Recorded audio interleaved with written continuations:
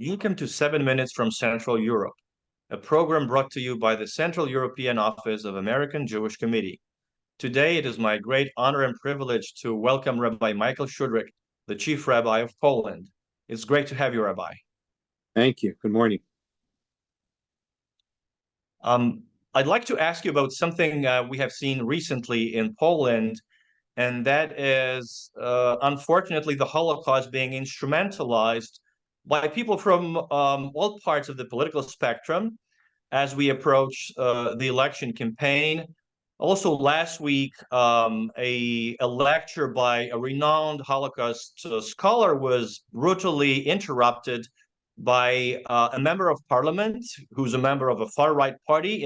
It happened in broad daylight, and the police stood idly by. What do you make of that? Well, it's so clear. One cannot make use of the Holocaust in a profane way. In other words, you cannot instrumentalize the Holocaust. When people do it, it's wrong. And therefore, it is our obligation to call it out, to say this is wrong, whether it's in Poland or in any other country, whether it's the left or the right or the middle, whoever does it, it is wrong. It's not about politics. It's about simply disrespecting the victims of the Holocaust, those who were murdered, and we have to call that out. That's what the Jewish community of Poland did. Secondly, with the outrageous attack by this member of parliament is also wrong, and it needs to be condemned by the parliament. Of course, there are issues of politics, but I'm not a politician. I'm just a simple rabbi. So I just get to say what is the moral, proper thing to do. And that is when something like this happens, whether it's using the Holocaust for political purposes or whether or not someone, interrupts someone else speaking in a brutal way, we call it out. We're not quiet. Yeah, it seems obvious, but there also seems to be a wider background to that. Holocaust instrumentalization and Holocaust distortion.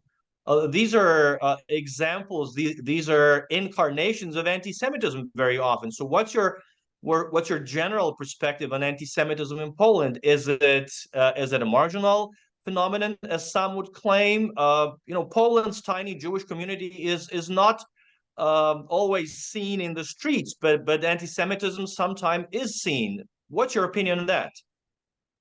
Okay.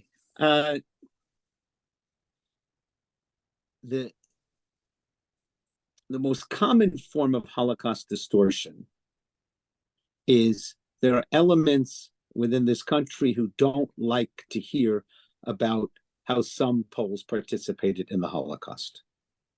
And here we're in a very delicate and a very important area. To talk only about the righteous Gentiles, those non-Jews who risked their lives to save Jews and sometimes gave their lives. They're the most holy, special people in the world. And we have to always remember them. But if we only talk about them, we're distorting history. We're distorting the Holocaust. And yet there are also people from the Jewish side who want to talk only about Polish collaboration. They marginalize and sometimes forget about the righteous. That's also a form of distortion of history. That's also distorting the Holocaust. In order to go forward in an honest way, and that's the only way to go forward, we have to talk about, to put it very simply, the good and the evil. The righteous Gentiles, who are the holiest people ever, and the most horrible people, those who collaborated with the German killing machine. And while there was no Polish government, the only Polish government was in exile in London, and in fact was trying to help the Jewish community, not terribly effectively because they couldn't. But there were individual Poles who collaborated. That's part of the history. And that needs to be talked about also. It is also very important that sometimes there's an image that yes, this horrible member of parliament did what he did. It's absolutely wrong, and we condemn it. But that's one person out of 460. Don't make it that the entire parliament, which is 460 members of parliament, that they all did it. No, one person did it. Doesn't make it right. But we also shouldn't conflate that into something much bigger than it is. And we see certain acts of anti-Semitism in this country. It doesn't mean that all Poles support that. I want to know how many Poles have anti-Semitic feelings. I also want to know the rest of Poland who aren't in that figure, whatever that number is. What do they think about the anti-Semites? Do they simply don't care? Or actually, do they oppose what they're doing?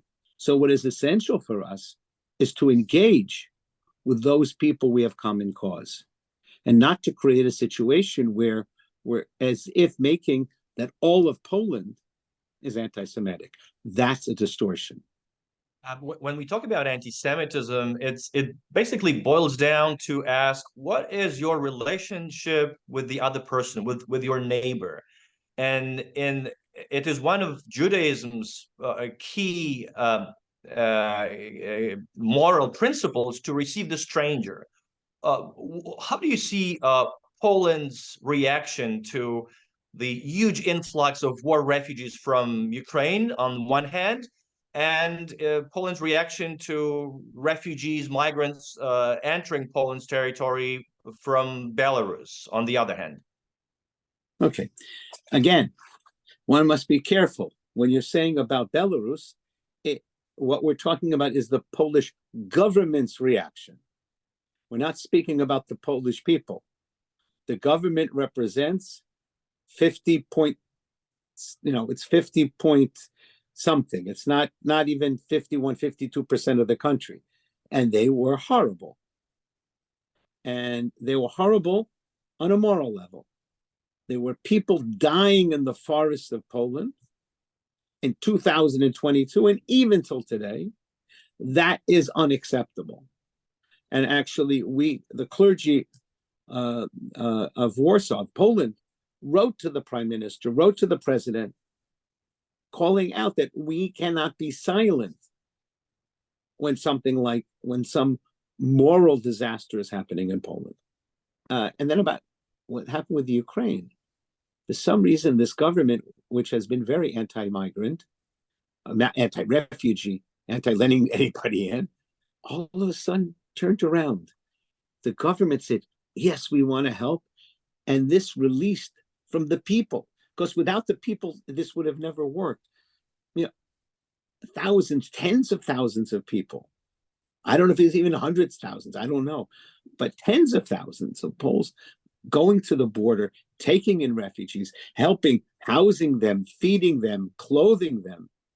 My sense is that finally people had a chance to be good. And there was an explosion of good. Because there is real goodness here in this country. We have also the other side. We're just a normal country. But what we saw with the Ukrainians was really giving a chance for good people. And it came from across the spectrum politically to help those who needed help. Thank you so much, Rabbi Schudrich. Talking with you is always an intellectual and spiritual journey. Thank you so much. I'm sure our viewers appreciate your perspective, and I hope that our viewers will join us in 2 weeks. Thank you.